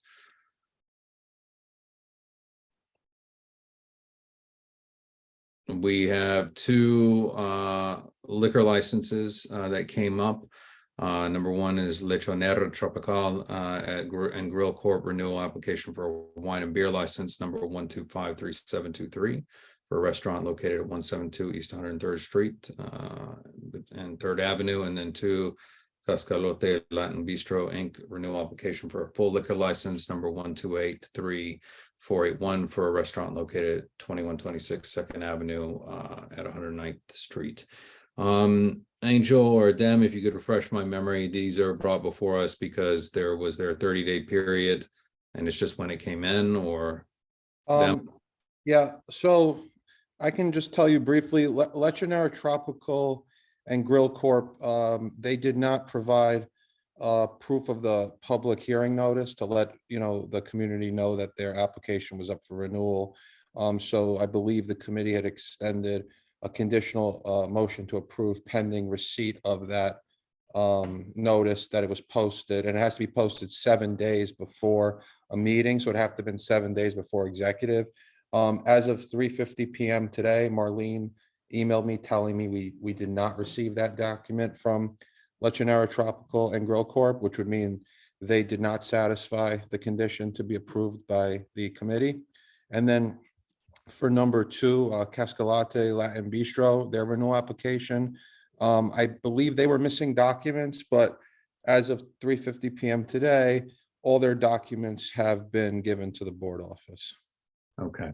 So in this case, number 1, we'd have to move to decline the renewal application because they didn't provide all the documents, correct, Adam? Correct. Okay, so I will entertain a motion to deny the renewal application for Lechonera Tropical and Grill Corp. Nilsson? I make a motion to deny the Lechonera Tropical and Grill Corp due to the fact that they did not satisfy the conditions as outlined by the committee. I'm sorry, Xavier, I know I'm out of order, but is that backwards? Is it Lechonera did submit and Cascalote did not submit? Adam, it was Lechonera that was supposed to provide the 7-day notice. Do I have it wrong? I don't know, Angel, you got the same email as me from Marlene? Okay, I'm gonna look it up now. Yeah, I don't want to. Yeah, go ahead, double Yeah. check it. I don't want to cost someone their liquor license. I misread. Yeah. And I believe Lechonera was also, if I forgot to say, and if I am correct, reading this correctly, they were extended an invitation to tonight's meeting. Okay, But I no, don't. I'm sorry to create confusion. You were correct. My note was wrong. Okay. Proceed, ignore me. Thank you. Okay, so that we have confirmed that Lechonera did not provide the 7-day notice. There is a motion on the floor by Nilsa Rama to decline the renewal application. Is there a second? Please raise your hand. John Green? Second. Okay, please call the roll. Who was the first, Xavier? I think Nelson. Nelson. Okay. Thank you. Number 3. Also here, Stephanie, Yes. Adem, Deny. Jessica, Yes. David, Yes. John, Aye. Marissa, Yes. Nelsa, Yes. Xavier, Yes. Jason, Yes. Michelle. Yes. The motion carries. Thank you very much. Moving on to number 2, Cascalote Latin Bistro. According to them, they did submit all of their necessary materials. Do we have a motion to approve? Nilsa and then Jason? Yes, I make a motion to approve the Casalote Latin Bistro renewal application as recommended by the Licenses and Permits Committee. Okay, Jason, is that a second? Second. Please call the roll. Stephanie, Yes. Adem, Yes. Jessica, Yes. David, Yes. John, Aye. Marissa, Yes. Nelsa, Yes. Xavier, Yes. Jason, and Michelle. Yes. The motion carries. Yes. Thank you, Jay. The motion carries. Great. Thank you very much, everyone. We will pick up our goals and accomplishments again in February. We'll have more time then because we'll have been through our comments on the budget. I'm not going to call for an additional roll call because we just had it with that last vote. No.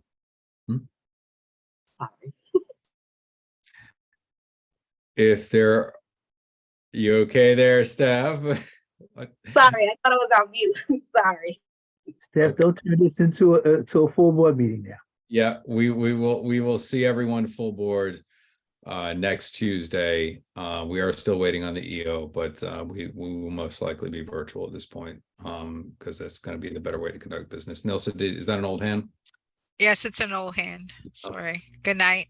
And with that at 8:30. Okay, good night. Night. Good night, everyone.